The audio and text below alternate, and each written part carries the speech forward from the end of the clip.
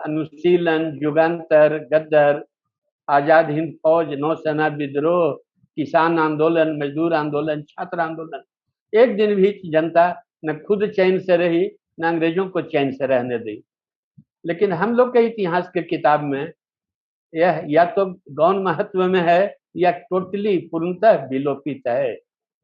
अब विदेश से पढ़ के जो बड़े घर के लोग आए, चाहे सोशलिस्ट हो, कम्युनिस्ट हो, कांग्रेसी हो, वही इतिहास पर छा गए सब कुछ, जबकि सच्चाई यह नहीं है। जनता का पक्ष अनुश्रुतियों में है, औरत की गीतों में है और जनता के परसेप्शन में है, मगर यह इतिहासकारों के आकर्षण का चीज नहीं रहा।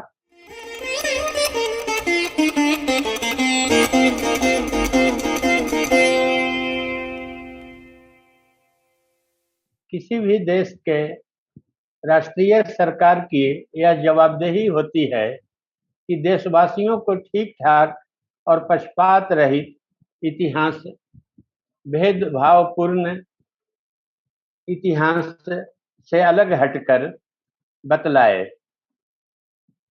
भारत का इतिहास क्या है, दुर्भाग्य रहा है कि एक तरह के इतिहासकार सब्जेक्टिव कंडीशन पर ज्यादा जोड़ दिए। वो व्यक्ति के वीरता पर, व्यक्तिगत बहादुरी पर, व्यक्तिगत जीवन पर उनका एम्फेसिस रहा। दूसरे तरह के इतिहासकार थे, वो ऑब्जेक्टिव कंडीशन पर जोड़ दिए, वस्तुगत परिस्थितियों का चित्रण किया। ये दोनों तरह के इतिहास में एक बात गायब हो गई, जनता। पढ़े लिखे लोग जो विदेश से आए थे, वो कांग्रेस की स्थापना किए या कांग्रेस सोशलिस्ट पार्टी के किए या कम्युनिस्ट पार्टी के किए, उन्हीं का इतिहास रह गया। आम जनता जो लड़ी स्वाधीनता की लड़ाई में, यह या तो गौण रहा या विलोपित हो गया। मेरे कहने का आशा यह है कि जिस दिन साम्राज्यवाद ने भारत की धरती पर पांव रखे, जब सूरत में अंग्रेज अपनी कोठियां बना रहे थे, उसी समय जनता के तरफ से मरहटे सूरत लूटने के लिए सन्नद्ध हो रहे थे, तैयार हो रहे थे और लूटे। और तब से जनता का यह विद्रोह एक मिनट के लिए भी नहीं रुका, नहीं थमा। यह बराबर लगातार जारी रहा। चित्तूर के रानी के रूप में, बिरसा मुंडा के रूप में, तिलका मांझी के रूप में, नकलौत मांझी के रूप में, सिद्धो संताल के रूप में, तात्या भील के रूप में, भीमा नायक के रूप में, और जो चर्चा भी किया गया, अभिनव, अनुशीलन, युगांतर, गद्दर, आजाद हिंद फौज, नौसेना विद्रोह, किसान आंदोलन, मजदूर आंदोलन, छात्र आंदोलन, एक दिन भी जनता न खुद चैन से रही न अंग्रेजों को चैन से रहने दी। लेकिन हम लोग के इतिहास के किताब में यह या तो गौण महत्व में है या टोटली पूर्णतः विलोपित है। अब विदेश से पढ़ के जो बड़े घर के लोग आए, चाहे सोशलिस्ट हो, कम्युनिस्ट हो, कांग्रेसी हो, वही इतिहास पर छा गए सब कुछ, जबकि सच्चाई यह नहीं है। जिस तरह से हड़प्पा के इतिहास की गुत्थी उलझी हुई है, पूर्व वैदिक काल के इतिहास की गुत्थी उलझी हुई है, उसी तरह से प्रथम विश्व युद्ध और द्वितीय विश्व युद्ध के बीच के स्वतंत्रता संग्राम की गुत्थी भी उलझी हुई है। क्योंकि यह कहने वाला सही इतिहासकार, पक्षपात, भेदभाव विहीन इतिहासकार अभी तक सामने नहीं आए। जनता का पक्ष अनुश्रुतियों में है, औरत की गीतों में है और जनता के परसेप्शन में है, मगर यह इतिहासकारों के आकर्षण का चीज नहीं रहा। एक बात ध्यान देने की है कि जब चर्चिल विरोध कर रहे थे भारत के आजादी का, तो इटली इंग्लैंड के संसद में जवाब दे रहे हैं कि यह भारत के हित में नहीं है स्वतंत्रता, यह हम लोगों के हित में है। देसी फौज बगावत पर उतर गई है और अभी उनको नेता नहीं मिला है, देर होगा तो नेता मिल जाएगा। और हम अब अंग्रेजी फौज खड़ा करने के हालत में नहीं है। और वर्ल्ड वॉर के बाद हमारी स्थिति ऐसी नहीं है कि दूसरी नई अंग्रेजी फौज हम खड़ा कर सकें। यह इटली का जवाब है, जो प्रधानमंत्री थे, और चर्चिल संतुष्ट हो गए और लंदन में सर्वसम्मति से पास हुआ भारत के आजादी का प्रस्ताव। जब इटली भारत आए तो बंगाल के गवर्नर टीवी चक्रवर्ती ने उनसे पूछा, आप तो वर्ल्ड वॉर जीत गए थे, 2-4 साल और रह सकते थे, आनंद फानंद में इतनी जल्दी भारत से जाने की क्या जरूरत थी? आप तो खुद घोषित किए थे 48 में जाएंगे, तो 47 में क्यों चले गए? इटली ने एक वर्ड में जवाब दिया, ड्यू टू सुभाष चंद्र बोस। अब चक्रवर्ती मुंह ताकने लगे, सुभाष चंद्र बोस 47 में कहा? तो इटली ने खुद जवाब दिया, उसने हमारी फौज को अनुशासन विहीन बना दिया था। आजाद हिंद फौज के संसर्ग में देसी सेना बगावत पर उतर गई थी। पाकिस्तान भी नहीं बताया। बाउंड्री कमीशन का रिपोर्ट रेड क्लिफ अवार्ड 15 अगस्त 47 के बाद आया। किसी को पता नहीं था कलकत्ता किधर है, लाहौर किधर है, और तिरंगा फहरा दिया गया। तिरंगा फहरा दिया गया तो यूनियन जैक नहीं उतारा गया। यूनियन जैक शान से फहराते रहा, उसी तरह से उसके बगल में तिरंगा फहराया गया। कोई राष्ट्रगान उस समय हमारे पास नहीं था, तो गॉड सेव द किंग हम गाना गाते हुए तिरंगा फहराए। और वाइसराय भी नहीं बदला। लॉर्ड माउंटबेटन 14 अगस्त 47 को भी वाइसराय थे और 16 अगस्त 47 को भी वाइसराय थे। और संविधान सभा में जनता का एक भी प्रतिनिधि नहीं था। सब राजा महाराजा, नवाब, खान बहादुर, राय बहादुर और उनके वकील थे। वोटिंग राइट सीमित था, रेस्ट्रिक्टेड था, आम जनता को नहीं था। तो संविधान भी जनता के लोग नहीं बनाए, अंग्रेजों के जो सर और लॉर्ड नवाब थे वही लोगों की भागीदारी संविधान बनाने में रही। तो यह कहना कि ले ली आजादी बिना खड़ग और ढाल उतना ही गलत है जितना यह कहना कि केवल हथियारबंद लड़ाई से ही भारत आजाद हुआ। सबकी अपनी अपनी भूमिका थी और उस भूमिका को उचित ढंग से हमें रखना चाहिए। फिर यह कहना कि 26 जनवरी 50 को भारत गणराज्य हो गया, यह भी उतना ही गलत साबित हो जाता है, क्योंकि उस संविधान सभा में जनता की भागीदारी नहीं थी। तो वैशाली का गणतंत्र जैसे 6600 राजाओं का गणतंत्र था, यह मुट्ठी भर लोग जिनको वोटिंग राइट था उनका गणतंत्र दस्तावेज से साबित होता है। जब आम जनता के अंदर से चुने जाएंगे बालिक मताधिकार के आधार पर संविधान सभा के सदस्य, और वो जो संविधान बनेगा तब वह वास्तविक अच्छा हो या बुरा हो, इससे भी खराब हो, मगर वह जनता का कहा जाएगा। इसे जनता ने नहीं बनाया, यह इतिहास की सच्चाई है। अब हम लोग इस विषय पर आए। भारत की आजादी का सर्वाधिक श्रेय किसको है? सभी लोग लड़े, राजा भी लड़े, व्यापारी भी लड़े, वकील भी लड़े, कुलीन वर्ग भी लड़ा, किसान भी लड़े, मजदूर भी लड़े, छात्र भी लड़े और सैनिक भी लड़े। सर्वाधिक श्रेय किसको दिया जाएगा? राजा महाराजा 57 में लड़े तो उनके निहित स्वार्थ थे। किसी को पेंशन की जरूरत थी, किसी को अपना बेटा को गोद अंग्रेज स्वीकार कर ले, इसकी जरूरत थी। और राजाओं का नेतृत्व होने के कारण 57 की लड़ाई हार गए। और इसके बाद व्यापारी लोग फिर लड़ाई के नेतृत्व में आए। और व्यापारी भी अंग्रेजों से बंधे हुए थे, महाजनी करते थे, सट्टा बाजार में थे, अफीम बेचते थे।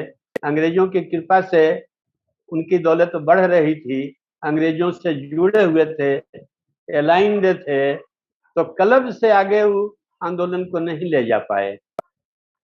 आजादी की लड़ाई जब तिलक का आगमन हुआ उसके बाद से हुआ, स्वतंत्रता मेरा जन्म सिद्ध अधिकार है और हम इसे लेके रहेंगे। तिलक ने जब घोषणा किया तो ड्रास्टिक चेंज हो गया, विभाजक रेखा है 1905। और बंग भंग जब आंदोलन बंगाल में चला, उसको लोकमान का समर्थन मिल गया, तो बंगाल और महाराष्ट्र एक हो गए और बंगाल का आंदोलन प्रांतीय आंदोलन भंग न रहा, वो राष्ट्रीय आंदोलन बन गया। यहीं से स्वतंत्रता के संग्राम की मजबूत धारा सामने आती है। 1903 ईस्वी के आसपास अनुशीलन की स्थापना कर दी गई।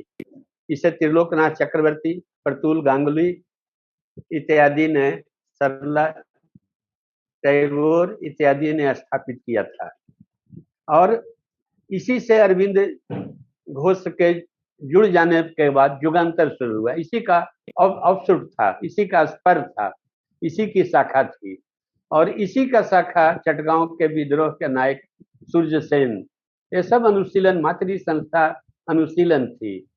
और आज जो पार्टियां देख रहे हैं, रिवोल्यूशनरी सोशलिस्ट पार्टी या सोशल यूनिटी सेंटर, ये भी उसी के एक्सटेंशन है। तो त्रिलोकनाथ चक्रवर्ती बड़े नेता थे। उत्तर भारत में आंदोलन को संगठित करने का जिम्मा सचिंद्रनाथ सान्याल का था। सचिंद्रनाथ सान्याल ने यह जिम्मा जोगेश चटर्जी को दिया और जोगेश चटर्जी ने गेंदालाल दीक्षित को निकाला और गेंदालाल दीक्षित के सहयोगी रामप्रसाद बिस्मिल थे। बिस्मिल के शहादत के बाद नेतृत्व चंद्रशेखर आजाद के हाथ आया और चंद्रशेखर आजाद के दल में अशफाक उल्लाह और भगत सिंह और सुखदेव, राजगुरु, जसपाल, ये सब लोग थे। अब इतना बड़ा क्रांतिकारी आंदोलन देशव्यापी, जिसके नेता सचिंद्र सान्याल थे, सावरकर थे, जिसके नेता सोहन सिंह भखना थे अमेरिका में, और सबको कोऑर्डिनेट करने वाले रास बिहारी बोस थे बनारस में, अभिनव भारत को, युगांतर को, अनुशीलन को, गदर को, ये सारा क्रांतिकारी इतिहास हम लोगों से ओझल गायब है। और इस बड़े क्रांतिकारी संगठन का सबसे छोटा पुर्जा भगत सिंह सारा स्पेस कब्जा कर लिए। तो यह कितना बड़ा षड्यंत्र है, एक व्यक्ति को उछाल करके और पूरे इतिहास को गायब कर देना, क्रांतिकारी इतिहास को। जो नहीं समझना चाहते हैं उनको तो लगेगा कि भगत सिंह को गौरवान्वित करके क्रांतिकारी आंदोलन को महिमा मंडित किया जा रहा है। बात ठीक उल्टी है। एक भगत सिंह को आगे करके पूरे क्रांतिकारी आंदोलन को गायब कर दिया गया और जबकि वो सबसे छोटा पुर्जा थे। इसी ढंग से दलित आंदोलन में बहुत नेता थे और सारे दलितों को गायब करके अचानक अंबेडकर को सामने ला दिया गया, जो एक दिन भी आजादी की लड़ाई के लिए न लड़े, हमेशा अंग्रेजों के साथ रहे, वायसराय के काउंसिल में रहे, जिन्ना के साथ रहे, पूर्वी बंगाल से संविधान सभा में आए। लंबी कहानी है। चौराहे पर मूर्तियां लग गई और सारा दलित आंदोलन वो हड़प गए। इसी ढंग से सारे संसदीय लड़ाई को गांधी हड़प गए। गांधी ब्रिटिश फौज में अफसर थे, जुल्लू वार में भाग लिए सार्जेंट मेजर के हैसियत से, बोअर युद्ध में भाग लिए, भारत में आए तो प्रथम विश्व युद्ध में रिक्रूटिंग ऑफिसर थे, 1922 में गिरफ्तार हुए तो माफी मांगे। ये सब एफिडेविट कोर्ट में सब छप चुकी है, जो पढ़ना चाहें। और सारी चीजों को विस्मृत करके गांधी महानायक बना दिए गए और पूरा तिलक और बिपिन चंद्रपाल, लाला लाजपत राय और सीआर दास सब गायब कर दिए गए। तो हमारे इतिहास में यह गहरा षड्यंत्र हुआ, जो मैंने बात शुरू करने के पहले कहा था। कुछ इतिहासकारों ने सब्जेक्टिव कंडीशन पर जोड़ दिया, व्यक्ति ही सब कुछ है, बाबा नाम केवलम, और भज भज मंडली ढोलक झाल लेके स्तुति गान को तैयार हो गए। और दूसरे जो कम्युनिस्ट थे ऑब्जेक्टिव कंडीशन को कहा, लेकिन इतिहास भविष्य का पाथ फाइंडर बने इसका ध्यान नहीं रखे और गांधी नेहरू के स्तुति के बहाना से सुविधा के हाथ उनकी भी यूनिवर्सिटी में, साहित्य अकादमी में, ललित कला अकादमी में चारों तरफ परवरिश होती रही। नेशनल बुक ट्रस्ट में सब जगह कम्युनिस्ट छाए रहे और कांग्रेस ने उनको यह पद इसलिए दिया कि ये अपना पाप भी छिपाएंगे और मेरा भी छिपाएंगे, यही हुआ। तो जैसे हड़प्पा की गुत्थी उलझी हुई है, स्वतंत्रता संग्राम की गुत्थी भी उलझी हुई है। इस संग्राम में सभी लोगों ने भाग लिया और सबसे ज्यादा मरणांतक युद्ध आदिवासियों ने किया। सीधो संथाल को लें, 1954 1854 का विद्रोह, बिरसा मुंडा को लें 1900 का विद्रोह, भीमा नायक को लें 1857 का विद्रोह। अब किसी को भी उदाहरण के स्वरूप लें, कोई आदिवासी पीछे न हटा। चाहे हम रहें चाहे तुम रहो, दोनों एक साथ नहीं रह सकते हैं। अंग्रेजों से मरणांतक युद्ध किया। और इतिहास से गायब है। लोगों ने उनको सबाल्टर्न कहा, रीजनल कहा, लोगों ने उनको सेक्टेरियन कहा और वर्निकुलर कहा। क्या क्या वर्ड पढ़े लिखे इतिहासकार शब्द इजाद किए और उनको दोयम दर्जे का बना दिया। 2-2 लाख आदमी को बिरसा मुंडा लीड कर रहे हैं, 25-25 हजार आदमी एक एक लड़ाई में मारे जा रहे हैं। वो राष्ट्रीय नेता न है तो फिर कौन दूसरा है? अच्छा, उसका लड़ने का ढंग कितना अच्छा। सिर्फ आदिवासी नहीं, जो अन्य गरीब थे सबों को जोड़ करके संयुक्त मोर्चा बनाया। साम्राज्यवाद से भी लड़ा, मिशनरी से भी लड़ा, महाजन से भी लड़ा, जमींदार से भी लड़ा।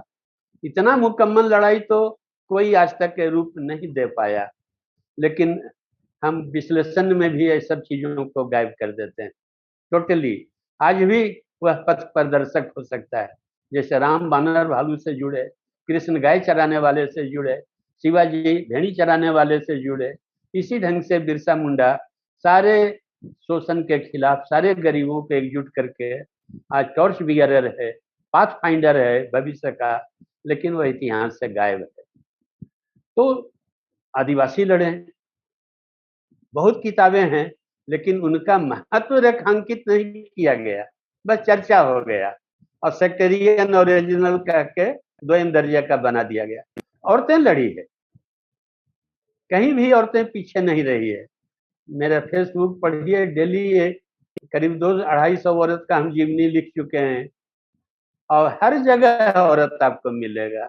भगत सिंह के ग्रुप में प्रकाशवती, सुशीला दीदी, दुर्गा भाभी, आजाद हिंद फौज में, वो हर एक जगह औरत मिलेगी। कोई भी ऐसा संघर्ष नहीं है जिसमें औरत अपना प्राण न दी। लेकिन औरतों पर कोई किताब आपको मार्केट में न मिलेगा। जंगे आजादी में मुस्लिम समाज भी लड़ा। कांग्रेस में भी बदरुद्दीन तैयब जी, सोशलिस्ट पार्टी में यूसुफ मेहर अली, कम्युनिस्ट पार्टी के संस्थापक मुजफ्फर अली, प्रगतिशील लेखक संघ के रेशमा जहां, सजाद जाहिर, डायनेमो, किसान आंदोलन में हयात अबुल चांद, जहां देखिए नौसेना विद्रोह के लीडर एसएम खान, बिस्मिल के साथ फांसी पड़ने वाले अशफाक उल्लाह, सुभाष चंद्र बोस के साथ आधा सेनापति मोहम्मद ने शाहनवाज का, हबीबुर रहमान और तरह तरह के लोग। तो हर लड़ाई में मुस्लिम रहे हैं, लेकिन इनको भी सेकेंडरी दर्जा दे दिया गया। वो बराबर के हकदार हैं, कहीं आगे भी हैं, लीडर हैं, और कहीं सहयोगी हैं, कहीं पीछे भी हैं, साथ हैं। जैसे सब लड़े, मुस्लिम भी लड़े, लेकिन मुस्लिम समाज को भी वह महत्व नहीं हासिल है। इसी ढंग से आप देखें, किसान आंदोलन हुआ, पूरे भारत में किसान लड़े हैं और किसान ही शेषनाग था। शेषनाग जब डोलता है तो धरती डोलती है, और धरती डोलती है तो इस पर लदा हुआ भवन और सब डोल जाता है। 93% किसान उस समय थे जब अंग्रेज भारत में थे, गांव में। अब शहर की आबादी 23% है, उस समय 7% थी। और किसान ही का बेटा यूनिवर्सिटी में स्टूडेंट था, किसान ही का बेटा फैक्ट्री में लेबर था, किसान ही का बेटा फौज में सिपाही था। अब किसान की चेतना जब जग गई, विकसित हो गई, तो फौज भी डमाडोल हो गया, फैक्ट्री हड़ताल भी हुआ, छात्र आंदोलन, नौजवान सभा सब सक्रिय हो गए। लेकिन किसानों को सबाल्टर्न करके देखने में लगता है कि इज्जत दिया गया, लेकिन गाली गाली है सबाल्टर्न। जो मेन फोर्स है आजादी की लड़ाई का, मौत से तुम किसान को मेन फोर्स बोले, मजदूर था ही नहीं तो कहां से लाते? तो किसान ही मेन फोर्स था। उसी ढंग से भारत में किसान मेन फोर्स थे। और इसके लीडर स्वामी सहजानंद सरस्वती थे, जिनके साथ सुभाष चंद्र बोस और सब लोग थे। ये सहजानंद सरस्वती थे जो सुभाष चंद्र बोस को गांधी के मुकाबला में लाए और गांधी को 3 बार पराजित होना पड़ा। हरिपुरा में 1938 में, 1939 में त्रिपुरी में, 1940 में रामगढ़ में, जन अदालत में, यह किसान आंदोलन, किसान संगठन के लोग सुभाष चंद्र बोस को आगे करके गांधी से लड़े। तो किसान आंदोलन को भी वह महत्व नहीं है। इसके अंदर एकासेक नेता थे, सोहन सिंह भकना थे, इंदुलाल याग्निक थे, यदुनंदन शर्मा थे, राहुल सांकृत्यायन ऐसा विद्वान थे। शायद कोई प्रांत हो, शायद कोई इलाका हो जहाँ किसान न थे। किसान सभा के कोख से सोशलिस्ट पार्टी निकली, जो किसान सभा में काम कर रहे थे, जयप्रकाश नारायण, ये सब कांग्रेस सोशलिस्ट पार्टी बनाए। किसान सभा में जो बसु पुनैया और सुंदरैया पी और नमुद्रीपाद, ये सब जो काम कर रहे थे, कम्युनिस्ट पार्टी बनाए। किसान सभा से सारे दल निकले, केशव प्रसाद शर्मा आरएसपी बनाए, Shivdas Ghosh social unity centre बनाए, धनराज शर्मा, सिलभद्रा जी और ये सब मिलकर के, लीला राय, ये सब मिलकर फॉरवर्ड ब्लॉक बनाए। तो किसान ही मातृ संस्था थी, जहाँ ट्रेनिंग होता था, कैडर होता था, प्रशिक्षण होता था, राजनीतिक चेतना विकसित होती थी। उसके बाद वो कम्युनिस्ट सोशलिस्ट कांग्रेसी जहाँ जो जाना था जाते थे। लेकिन किसान आंदोलन को महत्व इतिहास की किताबों में नहीं। अंतिम जो तीर पड़ा साम्राज्यवाद पर, जब नौसेना का विद्रोह हुआ, आजाद हिंद फौज के लोग भारत में आ गए, मुकदमा चला, जनता उनके समर्थन में आ गई। उस समय फैक्ट्री के मजदूर हड़ताल पर उतर गए, और जब फैक्ट्री के मजदूर हड़ताल पर उतर गए और सेना में विद्रोह हुआ, अंग्रेज को दीवाल की लिखावट समझ में आ गई और तुरंत भारत छोड़ के भाग गए। ये लोग आजादी न ले रहे थे, कभी तो फॉर्मेट तय न हुआ है, फ्रेमवर्क तय नहीं हुआ है। इतना जल्दी अब कैसे हमें छोड़ करके चले जाएंगे बिना सब कुछ फाइनल किए। अंग्रेजों ने 2 टूक कहा, हम राजाओं को पावर देके 700 भाग में इंडिया को बांट करके चले जाएंगे, तुम समझना बुझना उन लोग से। तब ये लोग अंग्रेजों के गोड़ पर गिरे, ऐसा मत करिए, 2 ही भाग में इंडिया को बांटिए और जो आप कहेंगे हम दस्तखत करेंगे। और यही हुआ, जो अंग्रेजों ने कहा, dominion status, dominion status, Commonwealth, Commonwealth, England की रानी हमारी रानी, इंग्लैंड की रानी हमारी रानी। सुभाष चंद्र बोस पकड़ाएगा, हैंड ओवर करोगे, कबूल। विक्टोरिया मेमोरियल नाम सब न बदलोगे, कबूल। आप आंख खोल के देख लीजिए, Dupleix road, Minto road Delhi में सब कुछ मौजूद है, वही नियम कानून, सब कुछ वही चीजें जैसा अंग्रेजों ने कहा। यही हमारी आजादी की कहानी। इसके गुणगान करने वाले भी पूर्ण आजादी नहीं बोलते हैं। पूर्ण आजादी अमेरिका इंग्लैंड से पाया, लॉक स्टॉक बैरल, तो अमेरिका बटा नहीं। अब्राहम लिंकन लड़ा, गृह युद्ध किया। जेफरसन किसी अंग्रेज को नहीं बुलाया संविधान बनाने के लिए, ने अंग्रेज के दलाल को संविधान सभा में रखा, खुद संविधान बनाया। और वाशिंगटन किसी अंग्रेज को वाइसराय होने के लिए नहीं बुलाया, खुद हेड बना अमेरिका का, लॉक स्टॉक बैरल, और अमेरिका महाशक्ति हो गया। और हम आज भी दुमछल्ला विदेश के बने हुए हैं। आज भी हमको यह पावर नहीं है, हिम्मत नहीं है कि अकूत जल ऊर्जा हमारी नदियों में है, उनको बांध के हम बिजली निकालें। यूरोप की अधिकतम ऊंचाई 15,000 है, अमेरिका की अधिकतम ऊंचाई 15,000 फीट है, और हमारे पास 75 चोटियां हिमालय में ऐसी है जो 25,000 फीट से ज्यादा ऊंची है। अब सोचिए कितना अकूत बिजली है। और 90 किलोमीटर कौआ उड़ान आने के बाद 900 फीट लेवल हरिद्वार मैदान हम पकड़ लेते हैं। वर्टिकल ड्रॉप है 24,000 फीट का, और अकूत बिजली है। थोड़ा बहुत बिजली कहीं निकाल लिए हैं, लाखों मेगावाट बिजली है, हमको हिम्मत नहीं है निकालें, और जो लोग तेल बेचते हैं विदेशी कंपनियां, उनको नाराज कर लें। हमारे पास सोलर एनर्जी है, करोड़ों मेगावाट, 2, 4, 10, 20 मेगावाट भले निकाल रहे हैं। हमारे पास थर्मो इलेक्ट्रिसिटी है राजस्थान के मरुभूमि में, हमारे पास इंट्रैप्ट मिथन है कारोमंडल में, हमारे पास 17,000 किलोमीटर समुद्री सीमा है पवन ऊर्जा, लेकिन भारत सरकार, सरकारें बदल रही है, एक पार्टी की सरकार नहीं है, हर पार्टी आ गई, कम्युनिस्ट पार्टी भी रही, गृह मंत्री थे इंद्रजीत गुप्ता, स्पीकर थे सोमनाथ चटर्जी। ऐसा नहीं है कि कोई पार्टी नहीं आई, लोहिया जयप्रकाश सबके लोग सरकार में आए, केवल एक पार्टी दोषी नहीं है, लेकिन किसी भी सरकार को हिम्मत नहीं है कि हम अपने संसाधनों का यूज करें। किसी भी सरकार को यह हिम्मत नहीं है कि 10 लाख इंजीनियर हमारे आईआईटी और सबसे पास करके अमेरिका में हैं, उनको भारत बुला करके और भारत को महाशक्ति बने, जापान और चीन जैसे बन गया, अपने इंजीनियर वैज्ञानिक को महत्व देके। तो डोमिनियन स्टेटस इसी को कहते हैं, पूर्ण आजादी नहीं, डोमिनियन स्टेटस। इतने साल गुजर गए, आज भी हम अपने को डोमिनियन स्टेटस में पा रहे हैं। यह सरकार का मामला नहीं है, सरकार को जो चलाते हैं पर्दे के पीछे से बड़े पूंजीपति, वो विदेश से जुड़े हुए हैं। टाटा मर्सिडीज मालिक है, टाटा उनका मैनेजर है। जनरल मोटर कंटेंसा मालिक है, जनरल मोटर मालिक है, कंटेंसा नाम से बिरला निकालते हैं। कहानी यह है। और जो रूलिंग क्लास है वह भारत को महाशक्ति न बनने दे करके दुमछल्ला, सैटेलाइट, सबसर्विएंट, डिपेंडेंट विदेश पर बना के रखे हुए। तो यह है, तो हमारी आजादी आज भी अधूरी। आजादी जब अधूरी है तो हमको अपने प्रतिमान भी बदलने होंगे। हमको उन लोगों को लाना होगा जो साम्राज्यवाद से मरणांतक युद्ध किए। गज जब छोटा है तो कितना कपड़ा नापेंगे, सब छोटा हो जाएगा। संसदीय लड़ाई जो लड़े हैं उनका भी महत्व था, लेकिन उन्हीं को सारा महत्व दे करके हम नपुंसक हो जाते हैं।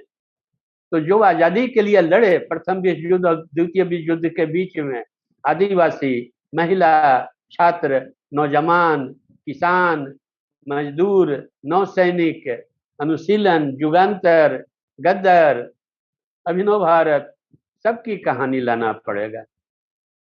आजकल सावरकर का नाम उछाला जा रहा है। सावरकर ने माफी मांग लिया। एक क्रांतिकारी हमसे बोले, हम समझ गए कहां से पढ़ के बोल रहे हैं, लिंक में छपा था। हम कहे कितना बार माफी मांगा? तो 7 बार। हम कहे कि आपको ये बुझा नहीं रहा है, एक बार माफी काफी होता है। गांधी एक बार 22 में माफी मांगे, हम ब्रिटिश नागरिक हैं, हम अंग्रेजों के खिलाफ कैसे जा सकते हैं? और 43 तक के लिए वह मान्य हो गया, और जवाहरलाल नेहरू को माफी भी नहीं मांगना पड़ा, अंग्रेज अपना समझते रहे। और 7-7 बार माफी मांगने पर भी 28 साल सावरकर जेल में है। तो आपको कुछ समझ में नहीं हट रहा है? तो चुप हो गए और फिर बोले कि हाँ जी आप ठीक कहते हैं। तो सावरकर तो वायसराय के काउंसिल में नहीं रहे कभी, अम्बेडकर वायसराय के काउंसिल में रहे, गोखले वायसराय के काउंसिल में रहे, तेज बहादुर सप्रू वायसराय के काउंसिल में रहे। ये सब लोग राष्ट्रीय नेता हैं और सावरकर गद्दार है। बहुत सारे पढ़े लिखे लोग अंग्रेजों के साथ थे, सावरकर भी थे, गांधी भी थे, जयप्रकाश भी थे, नेहरू भी थे। जयप्रकाश जेल से भागे, अंग्रेजों के क्या बिगाड़े? कहीं कुछ न मिलेगा। अंग्रेजों से हथियार मांगे, सुभाष से हम लड़ेंगे। तो सब तो अंग्रेजे खड़ा किए। हर्बर्ट मिलर सोशलिस्ट पार्टी बनाया, Philip Spratt Bradley communist party खड़ा किया, ह्यूम कांग्रेस खड़ा किया। तो हम लोग इतिहास में ईमानदारी नहीं बरतते हैं। देश का बड़ा हिस्सा landlord association, chamber of princess, FICCI, व्यापार मंडल और उनके प्रतिनिधि, ये सब अंग्रेजों के साथ थे। तो ये बात हमें डट करके कहनी चाहिए। और जो कमाने वाली जनता थी, नौजवान थे, सैनिक थे, किसान थे, आदिवासी थे, एक मिनट भी अंग्रेजों को बर्दाश्त करने को तैयार नहीं थे। और वो लोग लड़े और मरणांतक युद्ध लड़े, और उनकी कहानियां गायब हैं। एक बिहार का हम गीत सुना देते हैं। औरतें गीत गाती थी झुंड बांध के, और चल सखी हर जोते, जेहल के जवैया हो, जेहल के जवैया हो कि फांसी के पड़वैया हो, मर्दन सबके जेहल ले गलो हमनी काहेला बचवई रे, ज्योतिया खोले बड़ बेस केले तैयो हरवा जोतवो रे, अचरा फाड़ के ज्योति बनबो ओकरे से हरवा अब कितना बड़ा क्रांति था, औरतें झुंड के झुंड भाग ली आजादी की लड़ाई में, और किसान जब डमाडोल हो गए तो अंग्रेजों को भागना पड़ा, सेना भी बगावती हो गई। ये सारे इतिहास को हमने गायब कर दिया है, जनता के इतिहास को विलोपित किया या गौण महत्व दिया। तो ये तो लंबी बातें हैं। सूर्य सेन 4 साल तक छापामार युद्ध लड़े वहां के गरीब मुसलमानों के साथ मिल करके, और अंग्रेजों को पानी पिला दिए। लेकिन भगत सिंह का नाम ऊपर है और सूर्य सेन का नाम गायब हो गया। और भगत सिंह 2-3 गो डकैती में साथ रहे, लीडर तो जोगेंद्र शुक्ला थे, केवल साथ रहे। भगत सिंह सांडर्स वध में साथ रहे, गोली तो हमारा राजगुरु। भगत सिंह को लोडेड रिवॉल्वर दिया गया था कलकत्ता से मंगा के, और 2 पावरफुल बम साइमन को मारने के लिए, और वहां हाथ पांव फूल गए उनके, और पर्चा फेंक के सरेंडर कर दिए। और फनी का पतला बदला दिए। फनी समझ गया कि भगत सिंह ने कहा है, वो सारा भेद उगल दिया, उसमें भगत सिंह की फांसी हुई। तो भगत सिंह सारा स्पेस कब्जा कर लिया, अंबेडकर सारा दलित आंदोलन के स्पेस कब्जा कर लिए, गांधी सारा संसदीय लड़ाई के स्पेस गांधी नेहरू कब्जा कर लिए। हमारी आपत्ति इस बात से, इनका भी योगदान है, कहा जाना चाहिए, गौण महत्व के नहीं है, ये भी महत्वपूर्ण है। चेतना जगाने में गांधी किसी से पीछे नहीं थे। तो राष्ट्र को एक रखने में, राष्ट्रवाद के प्रचार करने में, हिंदी को राष्ट्रभाषा बनाने में, औरतों को पर्दा से निकालने में, छुआछूत के विरोध में गांधी का योगदान किसी से कमतर नहीं। इतनी ही बात कही जानी चाहिए। सारा श्रेय किसी के माथे मढ़ देने से हमें आपत्ति है। और हम जो भी लिखते हैं इसी दृष्टिकोण से लिखते हैं कि जो छिपाए गए हैं, जो जिनकी चर्चा नहीं होती है, जो विमर्श से बाहर कर दिए गए हैं पढ़े लिखे लोगों के, यूनिवर्सिटी के, उनको हम विमर्श में लाते हैं। मेरी जितनी किताबें हैं, मेरे जितने भाषण हैं, सब एक ही लक्ष्य की ओर अभिप्रेरित हैं। बातें तो बहुत है, अब मैं क्षमा चाहता हूं, और सवाल जवाब में और बातें आ सकती है। धन्यवाद राघव जी, बहुत ही रुचिकर व्याख्यान था। आपने सही बात कही कि 2-4 लोगों को सारे स्वतंत्रता संग्राम का श्रेय दे देना सही बात नहीं है। उस समय बहुत सारे लोग थे जो इनसे जुड़े थे। उन 2-4 लोगों ने सबको छुपा दिया और उनकी पूरी बातें हमारे सामने आ ही नहीं पाई। हम उन्हीं 2-4 लोगों को पढ़ते रह गए। तो उसे विस्तार में जानना, सब बातों को अच्छे से पहचानना बहुत जरूरी है। ऐसा है कि सर आप कृपया करके ये बताएं कि जैसे कि साइप्रस से जब इंग्लैंड को आजादी मिली तो इंग्लैंड ने 2 एयरबेस उससे मांगा, और 2 एयरबेस अभी भी साइप्रस में इंग्लैंड का है। तो क्या इंग्लैंड ने जब भारत को 1947 में जब अलग जा रहा था यहाँ से, तो क्या उसने मांगा नहीं, या मांगता तो लोग देते या नहीं देते, या इस तरह का मतलब उसने मांगा क्यों नहीं, अगर मांगा तो ये लोग देते या नहीं देते, इस पर आप थोड़ा प्रकाश डालिएगा थोड़ा गहराई से।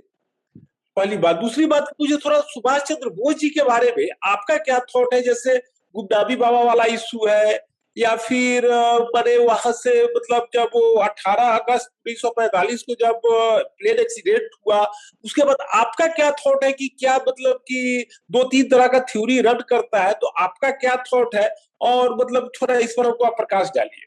अच्छा, एक और सवाल कि जैसे महात्मा गांधी की जब हत्या हुई तो ब्रेटा रिवाल्वर था, मतलब कि हम आपका लेक्चर सुने हुए हैं आपका महात्मा गांधी की हत्या पर, लेकिन फिर भी ब्रेटा रिवाल्वर से हत्या किया गया।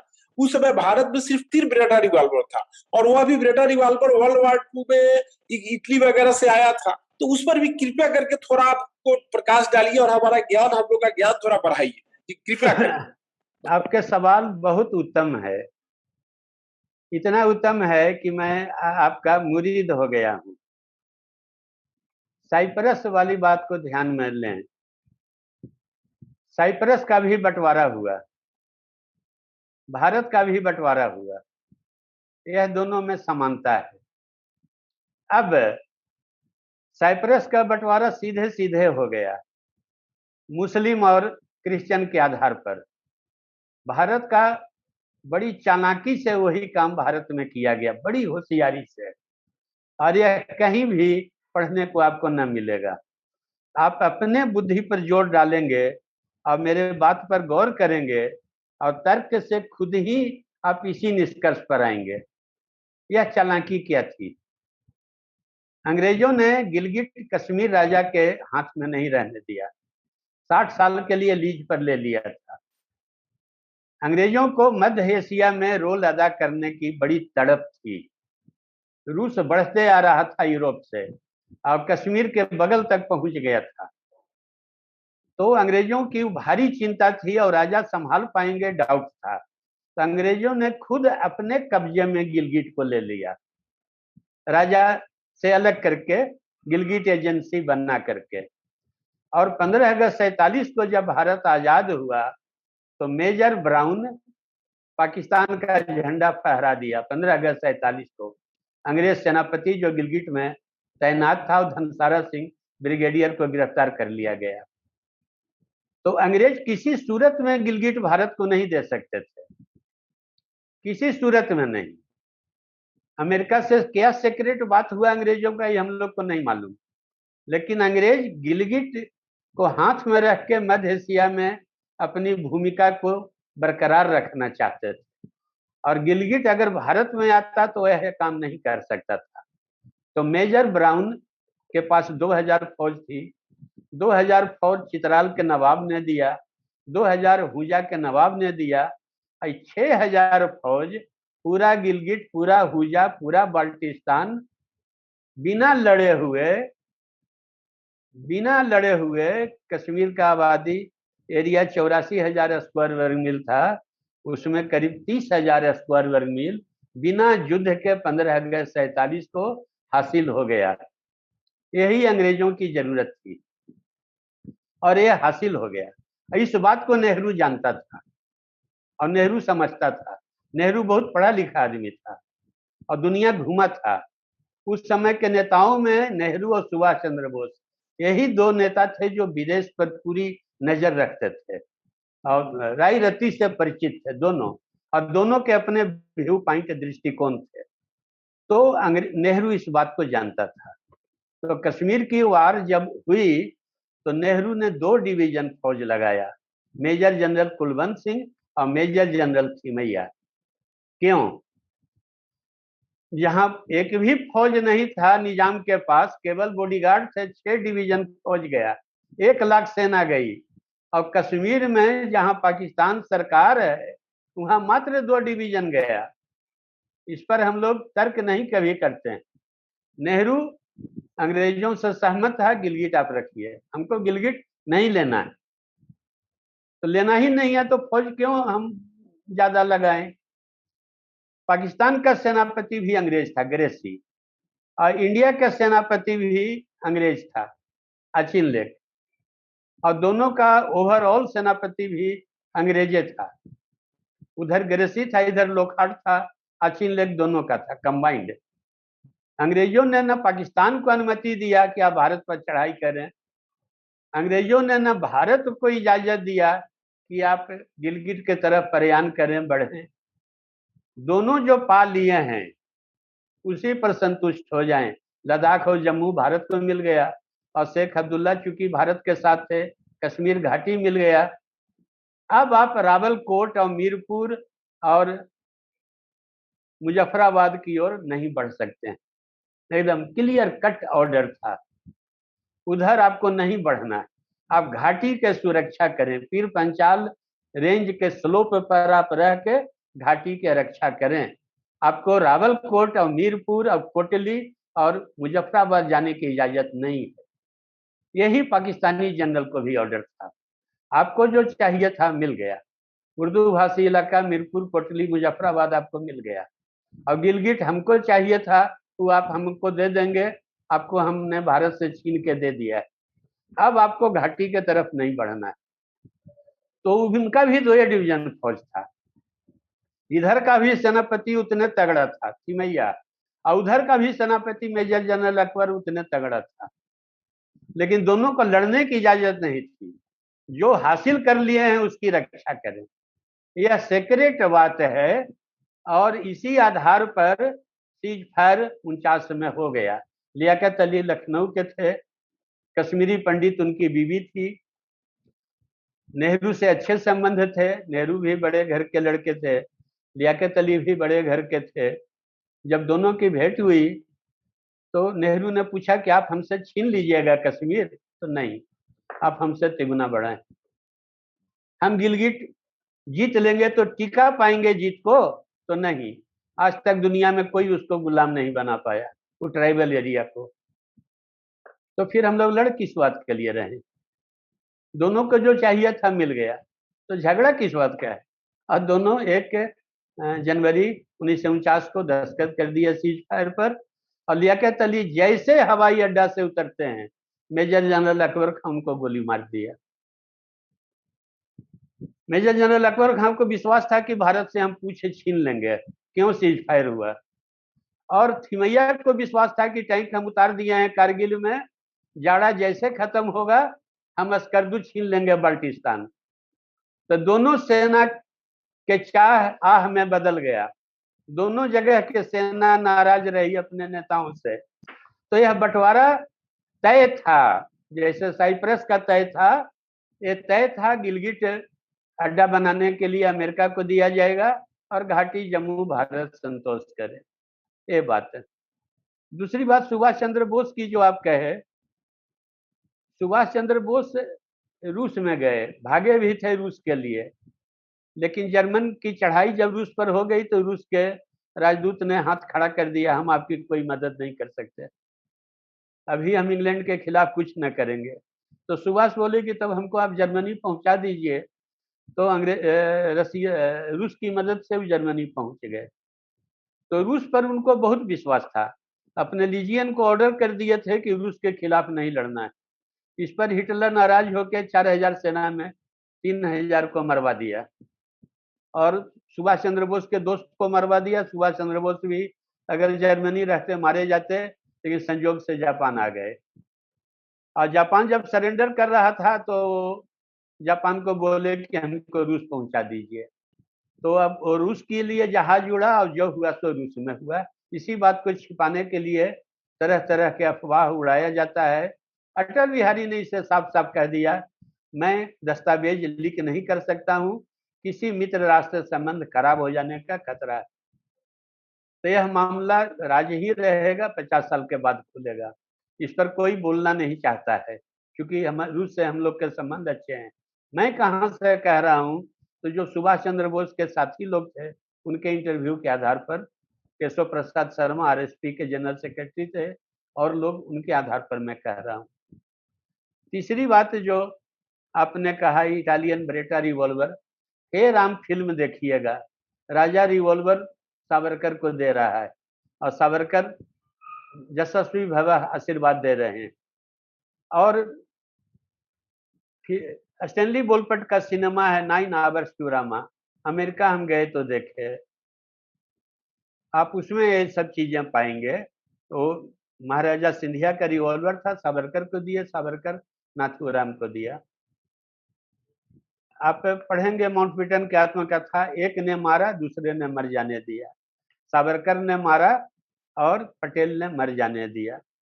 अब इसके व्याख्या की जरूरत है, लंबी बातें हैं, ये सब बातें छिपाई गई है। सावरकर का नाम काट दिया गया कि आप पॉलिटिक्स नहीं करेंगे। सावरकर पॉलिटिक्स नहीं किए, श्यामा प्रसाद मुखर्जी फिर उसका जीवन लिए। अंग्रेज भी सावरकर से वचन ले लिए थे, आप पॉलिटिक्स नहीं करेंगे, लेकिन सावरकर ने कभी गद्दारी नहीं की। हाँ, वो पहले ऐसा उग्र और क्रांतिकारी नहीं रह गए। जब मुफला में बहुत से हिंदू मारे गए तो उनका ध्यान हिंदू महासभा को मजबूत करने की तरफ गया और गृह युद्ध की तैयारी में थे, पाकिस्तान के सपोर्टर नहीं थे। भारत आजाद होगा, फौज में हम ज्यादा संख्या में हैं, गृह युद्ध से इंडिया को यूनाइट रखेंगे, जैसे लिंकन रखा। अब सावरकर के ख्याल गलत हो सकते हैं, लेकिन सावरकर गद्दार नहीं थे। मैं बहुत ही ज्यादा इम्प्रेस हुई पूरी आपकी, मैंने पहली टॉक भी सुनी थी। मैं थोड़ा जानना चाहती थी, आपने आदिवासी संग्राम के बारे में जो कहा, उस पे आपने कहा काफी सारी किताबें हैं, पर हमें उनके तो जनरली नाम नहीं मिलते। क्या आप कुछ किताबों के नाम बता सकते हैं? अब मैंने जैसा कहा, इस नजरिए से कोई किताब नहीं है, लोग जीवनी लिखे हैं, मैं जीवनी नहीं कह रहा हूँ। वसुदेव बलवंत फड़ के जब क्रांति की है तो पहाड़ी जनजाति लोगों से जुड़ करके की है। तो बिरसा मुंडा भी जब लड़ाई में उतरे तो गरीब हिंदुओं को मिला करके महाजन, जमींदार, अंग्रेज, मिशनरी सबके खिलाफ लड़े। इस रूप में किसी ने नहीं रखा है। सूरसेन भी लड़े तो गरीब मुसलमानों को मिला करके चटगांव लड़े। तो जनता से मिल के लड़ाई का जो ढांचा दिए, यह असल ढांचा था। भगत सिंह इस सभी लाइन पर नहीं चले, इसीलिए हम क्रिटिसाइज किए। और लोग इस लाइन को छोड़ देते हैं, चूंकि भविष्य का ही रास्ता दिखाएगा, आगे क्रांति होगी तो कैसे होगी। कृष्ण भगवान भी गाय चराने वालों से मिलकर लड़े, राम भी बानर भालू से मिलकर लड़े, शिवाजी भेड़ी चराने वालों। यह रास्ता दिखाता है भविष्य के क्रांति का। इस पर इस ढंग से हमारी किताब है झारखंड दर्पण, उसमें हम इशारा किए हैं। मनोहर पब्लिशर दिल्ली से छपी है। तो जो बात कह रहे हैं नजरिया को हम रखे हैं। और आपने जो ये महिला गीत जो आपने थोड़ा सा 4 लाइनें गाई, उसके बोल भी कहाँ मिल सकते हैं? ये सब हमारी किताब में मिले। आपकी इस किताब में है? झारखंड का दर्पण में है क्या? झारखंड या आपके दर्पण फेसबुक पे है? हाँ, फेसबुक पर है। आप मेरा अच्छा, पढ़िएगा ना, हाँ जी, मैं जंगे वहां से ढूंढ आजादी लूंगी। महिला जंगे आजाद, समाज। हाँ, हाँ जी, वहां से तो ढूंढ लूंगी। हाँ, लगातार 3 साल से हम क्रांतिकारियों पर लिख रहे हैं, तो आपको सब मिल जाएंगे। राघव जी की फेसबुक साइट पे रेगुलर पोस्ट आती रहती हैं। बहुत गाना ऐसे है। गोरका लो गाँव रे, टिकुली छोड़ा, सेंदूर छोड़ा, लाठी लेके भगाओ रे, अलई सावन के महीना में डूब लई पोरे पोर, धन रोपनी गा रही है। सावन के महीना में पोर पोर पानी में डूब गया। अलई अगहन के महीना में ललकई सब बटोर, जमींदार अगहन में सब छीन लेता है। सुबह दिन भर तो खेत में खटते हैं, रात जमींदार के सेज पर सोते हैं। ए जी गुमस्ता जी, अब न देवो छप्पर पर के परोर, जादे करबा तो हथवा देवो मरोर, काला कुत्ता भुकवे कचहरिया में। बड़ी गीत है औरतों की।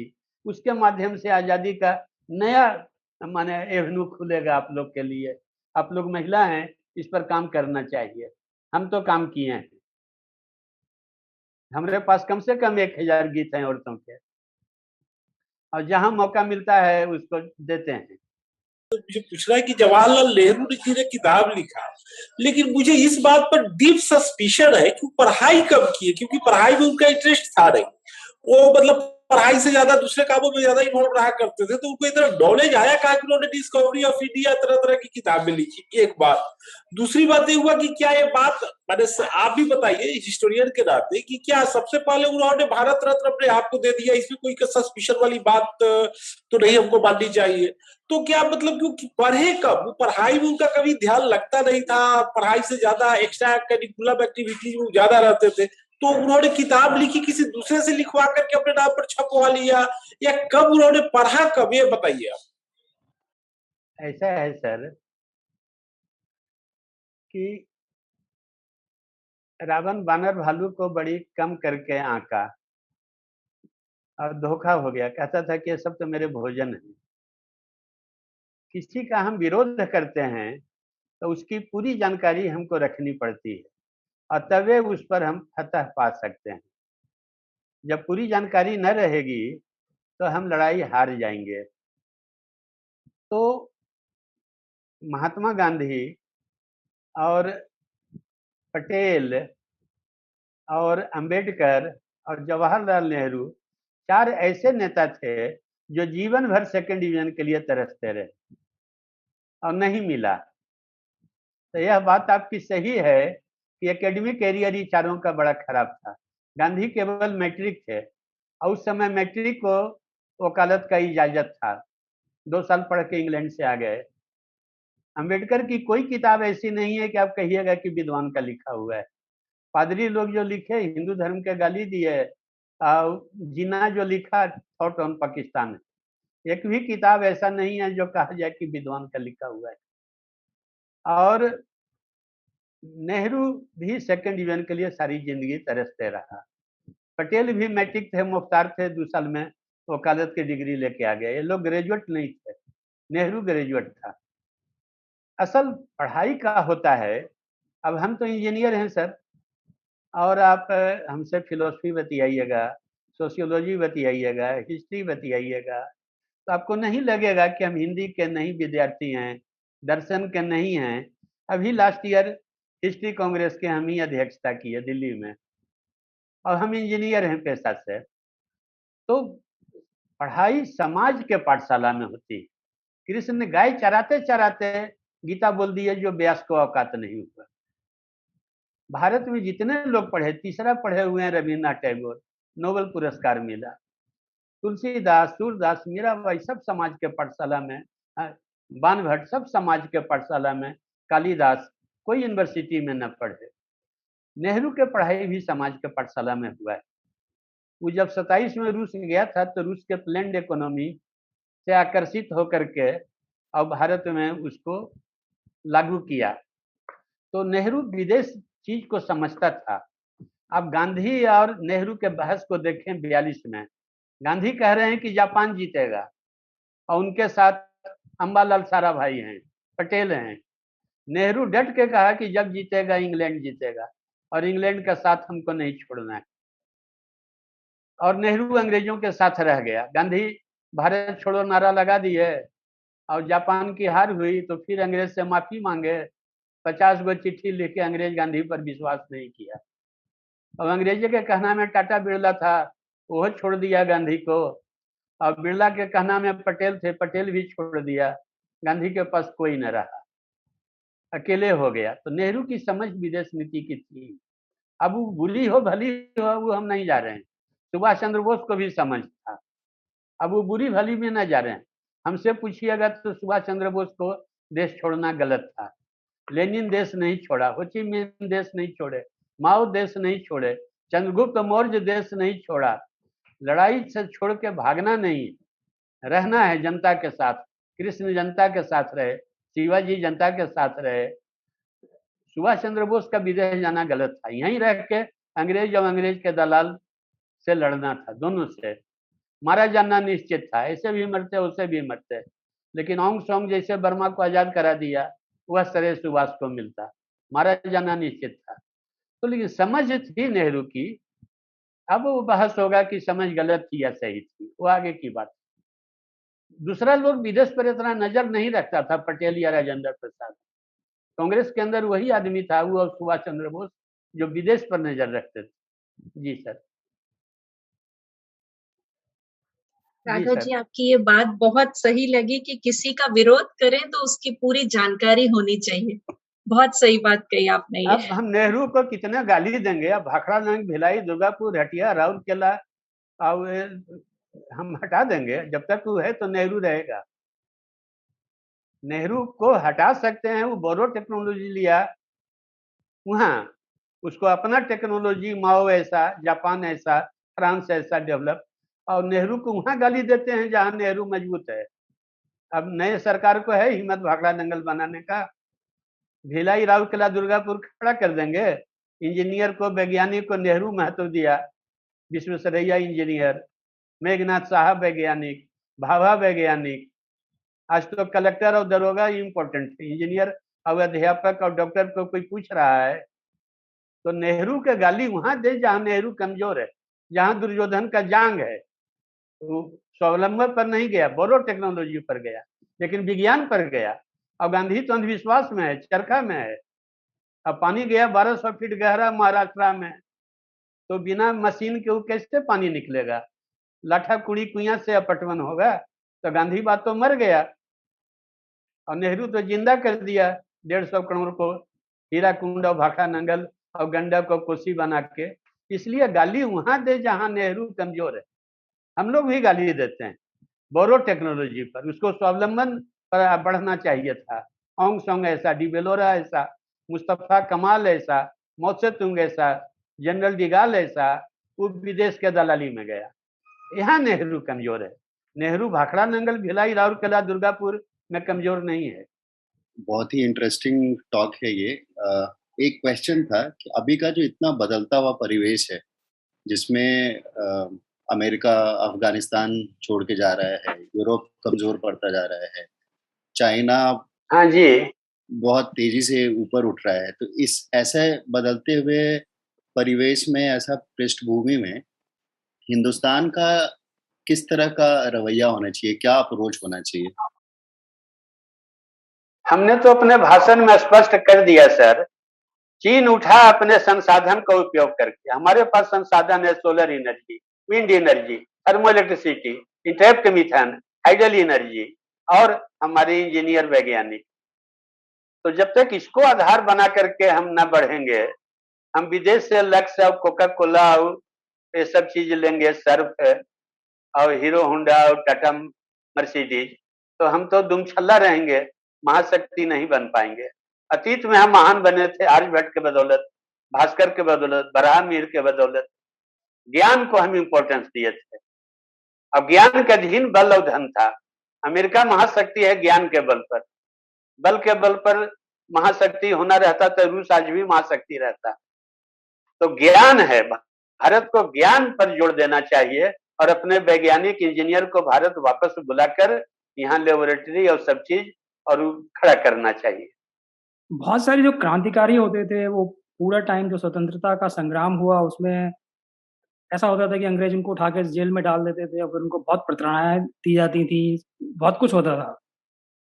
लेकिन नेहरू के बारे में ऐसा कभी सुनने को नहीं मिलता, बल्कि नेहरू के बारे में सुनने को ये मिलता है कि उनको स्विट्जरलैंड भेज दिया गया, उनको यहाँ भेज दिया, वहाँ भेज दिया। तो ये ऐसा क्यों होता था कि मतलब उनके साथ इतना अच्छा? आपका सवाल ठीक है सर। अंग्रेज जैसे ही देश में आए वो समझ गए कि एक दिन हमको जाना है। स्पेन, पुर्तगाल, फ्रांस, बेल्जियम के भी साम्राज्य थे, लेकिन वो लोग ये बात को नहीं समझे, उनका कॉमनवेल्थ नहीं बना। अब अंग्रेज जब ये देश में आया तो अपना सपोर्ट बेस खड़ा करना शुरू कर दिया। Chamber of princes, union jack जिंदाबाद। Land holder association, union jack जिंदाबाद। ठीक की व्यापार मंडल, यूनियन जैक जिंदाबाद। जातीय सभा, क्षत्रिय महासभा, ब्राह्मण महासभा, यूनियन जैक जिंदाबाद। दलित आंदोलन, यूनियन जैक जिंदाबाद। ओ कांग्रेस, यूनियन जैक जिंदाबाद। Hume socialist party, Herbert wheeler, बातचीत में मार्क्सवाद, व्यवहार में गांधीवाद। कम्युनिस्ट पार्टी 42 में अंग्रेजों की मदद करो, जिंदगी है मौज में, भर्ती हो जा फौज में, ग्रो मोर फूड। ये सारे दल अंग्रेजों के थे, कोई अंग्रेजों से नहीं लड़े। और जिनको हम क्रांतिकारी समझते हैं वे फासिस्ट थे, क्रांतिकारी नहीं थे। क्रांति नहीं समझने के कारण हम क्रांतिकारी बोलते हैं। वो लड़े बहादुरी से, प्राण दिए, कोई शक नहीं, ईमानदार थे। लेकिन क्रांति होता है, सरकार बदलने को क्रांति नहीं कहते हैं। क्रांति कहते हैं जब रूलिंग क्लास डिसलॉज होता है। अमेरिका में रूलिंग क्लास, विदेशी पूंजी डिसलॉज हो गई और देशी पूंजी आई, क्रांति हो गया। रूस के फरवरी क्रांति में जमींदार डिसलॉज हो गया, व्यापारी करेंसी आया, उसको फरवरी क्रांति कहते हैं, जनवादी क्रांति। और व्यापारी डिसलॉज हो गए, मजदूर आए, उसको कहते हैं बोल्शेवी क्रांति। चीन में भी यही हुआ। रूलिंग क्लास जब डिसलॉज होता है, ये भगत सिंह ये सब रूलिंग क्लास डिसलॉज के लिए नहीं लड़ रहे थे, अंग्रेज को मार रहे थे, आतंक पैदा करके भगा देंगे। लेकिन हम लोग शब्द के अभाव में ये सबको क्रांति कहते हैं। क्रांति है किसान मजदूर को संगठित करके देश प्रेम के साथ, जन संस्कृति के साथ, जो बिरसा मुंडा डिस्प्ले किए, भीमा नायक डिस्प्ले किए, जन संस्कृति के साथ, जनता को साथ लेके और रूलिंग क्लास को डिसलॉज कर देना। रूलिंग क्लास, रूलिंग पार्टी नहीं। कांग्रेस को हटाना, भाजपा को हटाना, सोशलिस्ट हटाना, कम्युनिस्ट हटाना ही क्रांति नहीं है। व्यवस्था बदलना, fundamental change, total change, abrupt change, sudden change, बुनियादी परिवर्तन, आमूल चूल परिवर्तन। केवल दीवार हिलाना नहीं, फाउंडेशन हिलाना, पूरा सामाजिक ढांचा तोड़ देना, छुआछूत हटाना नहीं, जाति व्यवस्था खत्म कर देना, औरत को पर्दा में रखना खत्म कर देना, बराबर के अधिकार देना। ये सब भारत में कोई दल इस तरह के न थे न आज हैं। तो हम लोग उन्हीं में किसी को चुन के क्रांतिकारी कहते हैं।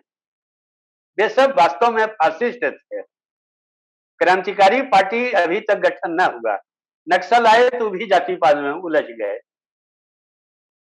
यही दुर्भाग्य हुआ। कम्युनिस्ट भी सत्ता के दलाली में उलझ गए, सोशलिस्ट केवल प्रवचन देने में बहादुर रहे, व्यवहार में वो भी जयप्रकाश नारायण अजगर खड़ा किए, अहिर जाट गुजर राजपूत चरण सिंह और लोहिया त्रिवेणी संग अहिर कोयरी कुर्मी खड़ा किए लालू मुलायम, जो देख रहे हैं।